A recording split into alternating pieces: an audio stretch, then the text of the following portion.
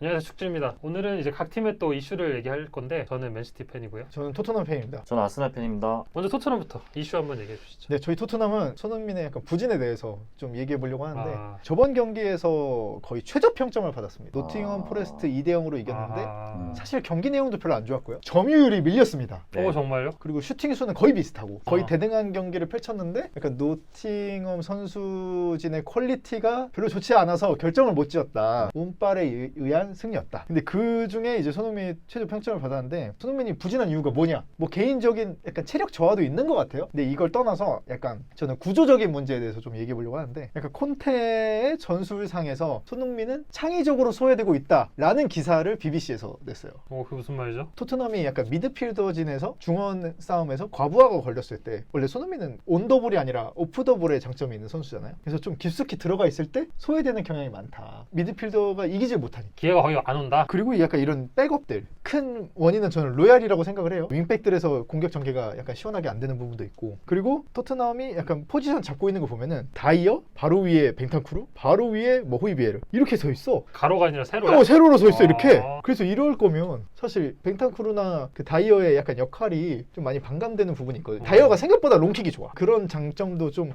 이렇게 붙어있으면 롱킥이 할 일이 있겠어? 얘한테 주겠지. 그리고 손흥민이 약간 화내는 모습이 있었죠. 짜증이 늘었더라고. 짜증이. 그것도 이 기사에서는 이해를 하는 게 손흥민한테는 똥바지 포지션을 시켜놓고 히샬리송 들어갔을 때는 공격적으로 자유를 줬어 완전. 그러니까 그걸 보고 이제 빡치는 거지. 그러니까 히샬리송이 들어오면서는 어떻게 됐냐면 포메이션이 약간 투톱인데 옛날 토트넘 투톱을 쓴 거예요. 그러니까 손흥민한테 골잡이 포지션 시키고 케인이 살짝 내려와 있는. 그걸 이제 손흥민 자리가 아니라 히샬리송을 넣은 거지. 손흥민이 있을 때는 그냥 손흥민은 거의 그냥 이렇게 이제 쓰리톱 이제 원래 하던 대로 하고. 근데 예전에 잘할 때는 어떻게 했냐면 손흥민이 윙이 아니라 이렇게 살짝 올렸어요. 득점을 넣는 포지션에 넣고 오른쪽에 클로스에스케 박아놓고 그렇게 해서 이제 득점을 많이 연결했었는데 그걸 안 하고 갑자기 이렇게 하니까 그래서 뭐가 문제인가 약간 그런 내용이 있었죠. 이 기사에서 이제 최종적으로 말하는 거는 약간 미드필더 중원 싸움과 윙백이 제 역할을 못 해준다. 그게 전술적인 문제다. 전술적인 의도는 아닌가요? 이겼잖아. 옛날 콘테볼로 생각을 하면은 첼시 시절을 생각해 보면은 첼자르 있잖아요. 걔한테 완벽한 공격의 프리롤을 줬어. 근데 그렇게 할 수 있었던 게 미드필더가 강해서였거든요.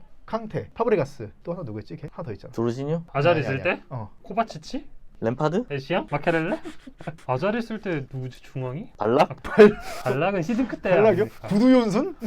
아무튼 뭐 네. 그렇게 미드필더진이 굉장히 강했다. 여기는 그게 안 되는 거예요. 벤탄쿠르, 호이비에르 뭐 이게 안 되는 거야. 중원 싸움이. 사실 개인적으로 좀 체력적인 저하 측면의 문제도 있는 것 같아요. 체력이 왜 저하됐지? 서울 왔다 가서 그런가? 그것도 있는 것 같아요. 콘테가 좀 원래 그렇대요. 보니까 초반에 약간 조져놔가지고 체력을 다 소진시키면은 나중에 중후반부 되면은 오히려 체력 강해진대요. 소진된 거에 익숙해져서 첼시나 인테르도 초반에 죽쓴다고 하더라고. 대체적으로 그 체력 훈련을 되게 빡세게 시즌 전에 약간 그 여파가 있다라고 생각을 해도 될 것 같아요. 왜냐면 손흥민이 막 체력이 엄청 좋은 스타일은 아니니까 하드워커 스타일은 아니니까. 우리는 사실 토트넘 팬분들도 있겠지만 손흥민을 좋아하시는 분들도 많잖아요. 많죠. 그분들이 봤을 때는 솔직히 토트넘이 이기고 지고는 그게 중요한 게 그게 아닌데 중요하지 않다. 손흥민이 표정이 안 좋거나 뭐 활약을 골을 못 넣거나 빨리 교체가 된다거나 그럼 우리는 되게 크게 다가오잖아. 그래서 좀 더 우리가 이렇게 걱정을 하는 게 큰 것 같아. 월드컵이 이제 코앞인데 맞아, 이렇게 맞아. 폼을 죽여놓으면 콘테 2002 이거. 월드컵 그 복수 아니야? 손흥민 못하면은 콘테 욕먹어 이제. 무리뉴 때랑은 또 다르네요. 무리뉴 때도 막 내려올 때 또 내려오는데 공격할 때도 또 공격해서 막 계속 방코트 왔다 갔다 했잖아요. 그쵸. 근데 지금은 그냥 내려오는 것만 계속 맞아요. 시키는데 맞아요. 그냥 공격은 주저 안 앉아 되고. 있어요. 계속 그냥 백업하라고. 맨시티 상대하는 것 같아. 공격은 케인한테 몰아주는 거야? 그러니까? 그런 셈이죠. 그러니까 지금 약간 롤이 옛날에는 그 케인이 약간 9번, 9.5번? 그렇지. 9.5번 이거 했잖아요. 완전 근데 9번 지금은 줬구나. 스트라이커야. 9번이야. 사실 케인의 위대함이지. 다 잘하는? 케인이 다 잘하니까. 근데 손흥민은 약간 특출나게 그 부분을 잘하는 그치. 거고. 그럼 안 되는데. 손흥민은 살려야지 손흥민을. 빼고 저는 제 생각은 선수를 좀 바꿔본다던가 그러니까 비수마도 써보고 랑글레도 써보고 좀 그런 게 어떨까 싶기도 해요. 뭐 후방 빌드업이 좀 제대로 돼서 후방 빌드업이 안 되잖아 지금. 네 중원 싸움을 좀 힘을 실어준다? 힘을 실어줘야 돼. 그래서 뭐 클루세스키도 그렇고 윙백들도 그렇고 손흥민도 그렇고 그런 부담을 좀 줄여준다? 어떻게 보면은 맨시티 같은 다양성을 부여를 하는 게 좀 필요한 것 같아요. 그러니까 좀 그쵸. 분산하는 거지. 저도 수비가 지금 신경 써야 될 뭐 거고. 자세는 안 봤지만은 그냥 클럽 주고 클럽이 케인 뭐 그거밖에 거의 없는 것 같긴 하더라고.